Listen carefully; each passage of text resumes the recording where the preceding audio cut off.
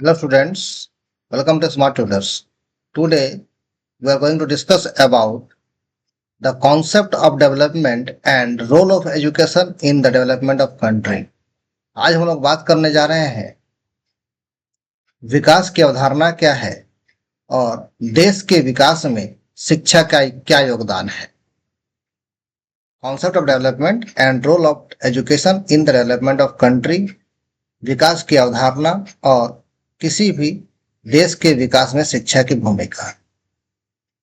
सबसे पहले समझते हैं डेवलपमेंट क्या है, विकास क्या है। नॉर्मली हम लोग इकोनॉमिक ग्रोथ को या इकोनॉमिक डेवलपमेंट को ही डेवलपमेंट समझ लेते हैं। मतलब अगर आर्थिक विकास हो रहा है किसी देश में तो हम उसे विकास समझ लेते हैं, लेकिन केवल इकोनॉमिक डेवलपमेंट ही डेवलपमेंट नहीं माना जाता। केवल आर्थिक विकास ही विकास नहीं होता। आर्थिक विकास के साथ साथ समाज में बहुत सारे परिवर्तन होते हैं। उन परिवर्तनों में सामाजिक विकास, राजनीतिक विकास, पर्यावरण का विकास, ये सब शामिल होता है, जिससे समाज में रहने वाले लोगों के जीवन में गुणवत्ता आती है, उनका वेलफेयर होता है, उनका डेवलपमेंट होता है।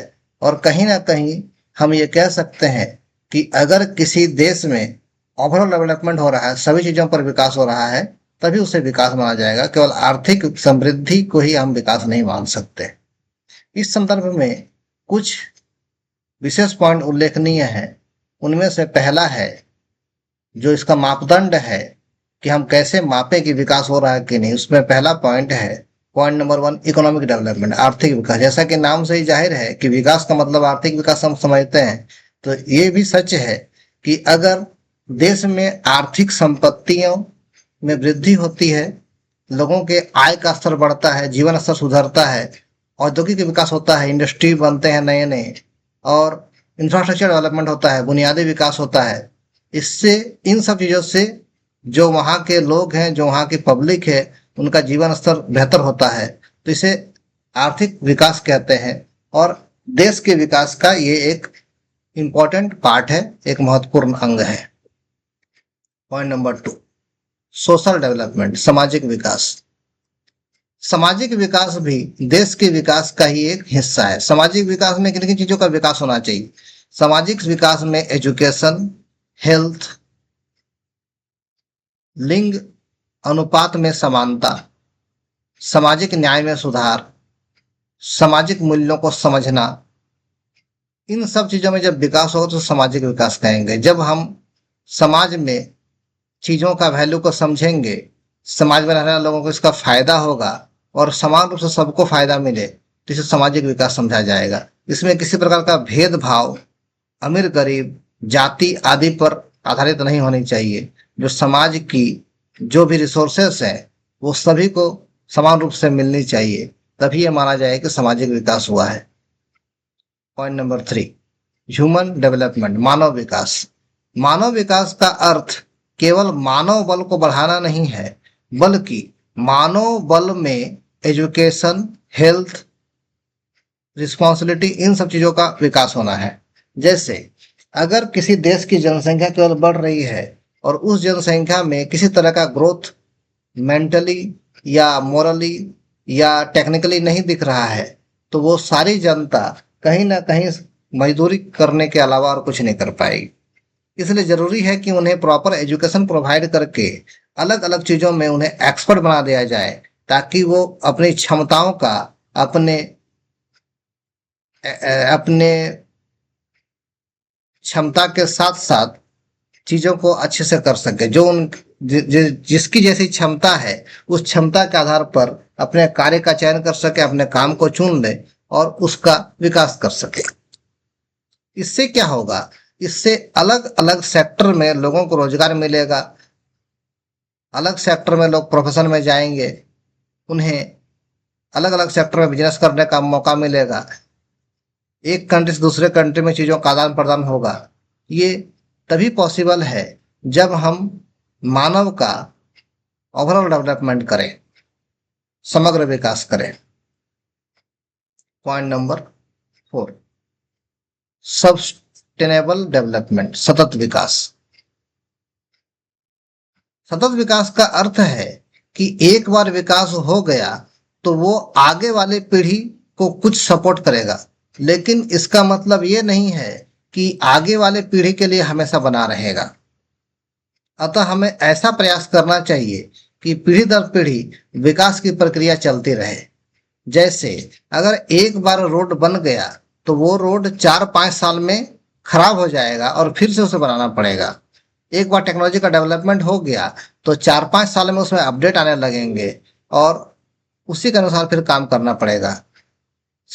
विकास की प्रक्रिया हमें यह बतलाती है कि हमें एक बार इंफ्रास्ट्रक्चर तैयार कर देना है, डेवलपमेंट कर लेना है। इसका फायदा हमें अगले कुछ सालों तक मिलेगा, 5 साल, 10 साल, 20 साल। उसके बाद फिर से हमें उसमें काफी अमाउंट का इन्वेस्टमेंट करना पड़ेगा और दोबारा उसमें डेवलपमेंट करना पड़ेगा। तो ये प्रक्रिया लगातार चलने वाली प्रक्रिया है। ये रुकना नहीं चाहिए कि एक बार विकास करके हमने रोक दिया। अगर ऐसा होगा तो एक सीमित पीढ़ी तक ही उस चल पाएगा, उसके बाद फिर देश दुर्गति की ओर बढ़ जाएगी। इसीलिए विकास लगातार चलने वाली प्रक्रिया है और ये लगातार होना चाहिए। एक बार विकास करके छोड़ देने से विकास नहीं हो सकता है। तो ये कुछ आयाम थे जिन पर ध्यान देने की जरूरत थी डेवलपमेंट के पॉइंट ऑफ व्यू से। अब आगे देखते हैं कि एजुकेशन का देश के विकास पर क्या योगदान है।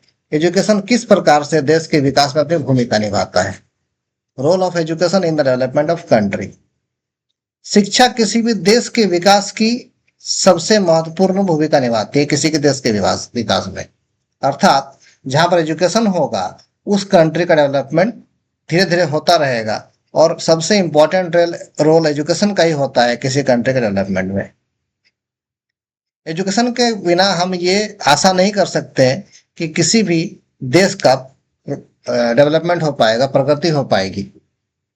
बल्कि जितने भी हमारे मूल्य थे, जितने भी आयाम थे, उन आयामों का विकास करने के लिए, चाहे आर्थिक हो, चाहे सांस्कृतिक हो, चाहे सामाजिक हो, चाहे बौद्धिक हो, चाहे सस्टेनेबल हो, सभी का डेवलपमेंट करने के लिए एजुकेशन काफी इंपॉर्टेंट है। अगर लोग एजुकेटेड ही नहीं होंगे तो कुछ समझ ही नहीं पाएंगे क्या करना है और कैसे करना है, किन चीजों पर ध्यान देना है, किन चीजों को छोड़ देना है। वो अपने घिसी पिटी व्यवस्था को लेकर आगे बढ़ेंगे जो कुछ सालों में व्यर्थ हो जाएगी। इसलिए ओवरऑल डेवलपमेंट के लिए एजुकेशन काफी इंपॉर्टेंट रोल प्ले करता है। व्यक्ति के अंदर अभिप्रेरणा आती है, वो एजुकेशन से ही आती है। अभिप्रेरणा दो प्रकार की होती है, एक व्यक्ति के अंदर से आती है और एक बाहर किसी भी प्रकार से उसे प्रेरणा मिली होगी, उससे वो सीखता है। तो ये प्रेरणा तभी काम आएगा जब उसके साथ एजुकेशन को ले लिया जाए। इसमें महत्वपूर्ण पॉइंट पर ध्यान देंगे। पॉइंट नंबर 1, इकोनॉमिक ग्रोथ, आर्थिक वृद्धि। आर्थिक वृद्धि का अर्थ लोगों के पास ऐसी कुशलता या ज्ञान का होना जिससे वो कोई नई चीजों को खोज सके, कुछ प्रोडक्टिविटी ला सके, उत्पादकता का गुण हो, अपनी क्षमता को बढ़ा सके। तब वो धीरे धीरे अपना आय बढ़ाएंगे और आर्थिक वृद्धि आएगी। अगर एक व्यक्ति के अंदर कुशलता नहीं होगा तो वो जो काम करता है वही काम हमेशा करता रहेगा, उसका वैल्यू धीरे धीरे घट जाएगा। इसलिए काम के साथ साथ कुशलता आनी चाहिए, तभी वो कंटिन्यू ग्रोथ कर पाएगा। इसके साथ साथ उसे कुछ बचत भी करनी होती है और ये बचत निवेश का रूप लेता है। और ये निवेश के जो अमाउंट जब बड़ा होता है तो कहीं ना कहीं इंडस्ट्री में इन्वेस्ट हो जाता है और उद्यमिता को बढ़ावा मिलता है, नवाचार को बढ़ावा मिलता है। तो आर्थिक वृद्धि का मतलब ये होता है कि देश आर्थिक रूप से मजबूत होगा। आर्थिक रूप से मजबूत तभी होगा जब शिक्षा आएगी या कुशलता आएगी लोगों के पास। पॉइंट नंबर 2, सोशल एम्पावरमेंट, सामाजिक सशक्तिकरण। शिक्षा नागरिकों को अपनी जिम्मेवारियों और अधिकारों के बारे में बतलाता है। उसे पता चलता है कि समाज में हमें क्या करना है, हमारा सोच कैसे आगे बढ़ेगा। उसका कंपैरेटिव स्टडी करता है, आलोचनात्मक अध्ययन करता है और समझ पाता है कि क्या चीजें समाज के लिए जरूरी है और किन चीजों को समाज से हटा देना चाहिए। साथ ही लोकतंत्र के बारे में उसे जानकारी होती है कि हमें वोट देना चाहिए या क्यों देना चाहिए या क्यों नहीं देना चाहिए, और लोगों को भी इस चीज में प्रेरित करता है।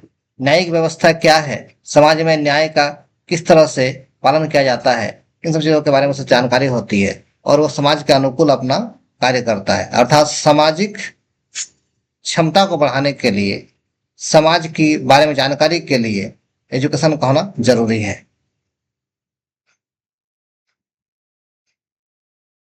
Point number 3, health and wellbeing, स्वस्थ और कल्याण।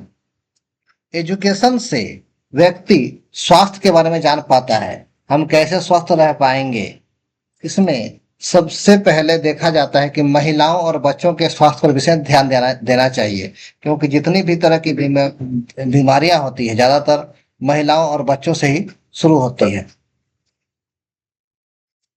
साथ ही परिवार नियोजन पर ध्यान देना चाहिए, क्योंकि जनसंख्या में इतनी तेजी से वृद्धि हो रही है कि देश की जो रिसोर्सेस हैं वो सबको पूरा नहीं मिल पाता है। कहीं पोषण, स्वच्छता और स्वास्थ्य देखभाल के बारे में उचित निर्णय लेना संभव नहीं हो पाता जनसंख्या बढ़ जाने से। इसलिए जनसंख्या पर नियंत्रण भी आवश्यक है। ये सब तभी संभव है जब व्यक्ति एजुकेटेड हो। इसलिए एजुकेशन हेल्थ और वेलफेयर में अपनी अहम भूमिका निभाता है। Point number 4, reduction of poverty, गरीबी उन्मूलन। जब व्यक्ति शिक्षित होगा तो समाज से गरीबी दूर होगी, क्योंकि शिक्षा के आधार पर वह अपने रोजगार या पेशा का चयन कर पाएगा, वह व्यवसाय कर पाएगा, नवाचार ला पाएगा, नई चीजों को खोज पाएगा, रोजगार के नए नए अवसरों को खोजेगा। अगर पढ़ाई अच्छी तरह से कर ली जाए तो वो एक साथ एक से अधिक कार्यों को भी कर सकता है और जो देश की स्थिति है वो मजबूत होती है और गरीबी दूर होती है। इसलिए एजुकेशन गरीबी दूर करने में अहम भूमिका निभाता है। Point number 5, national unity and stability, राष्ट्रीय एकता और स्थिरता। एजुकेशन देश में राष्ट्रीय एकता और स्थिरता लाता है। जब लोग एजुकेटेड हो जाएंगे तो राज्य का, जाति का जो भेद है, अमीर गरीब का जो भेद है, ये धीरे धीरे खत्म हो जाएगा और सब एक दूसरे को समझेंगे, एक दूसरे के प्रति सहिष्णुता का संबंध होगा और उनकी समझ बढ़ेगी, राष्ट्रीय पहचान बढ़ेगी और बंटवारा, विभाजन नहीं होगा, संघर्ष नहीं होगा, एक दूसरे से भेदभाव नहीं करेंगे, देश मजबूत होगा। तो देश को मजबूत बनाने के लिए और स्टेबल रखने के लिए एजुकेशन जरूरी है। इस वीडियो में इतना ही। Thanks for watching.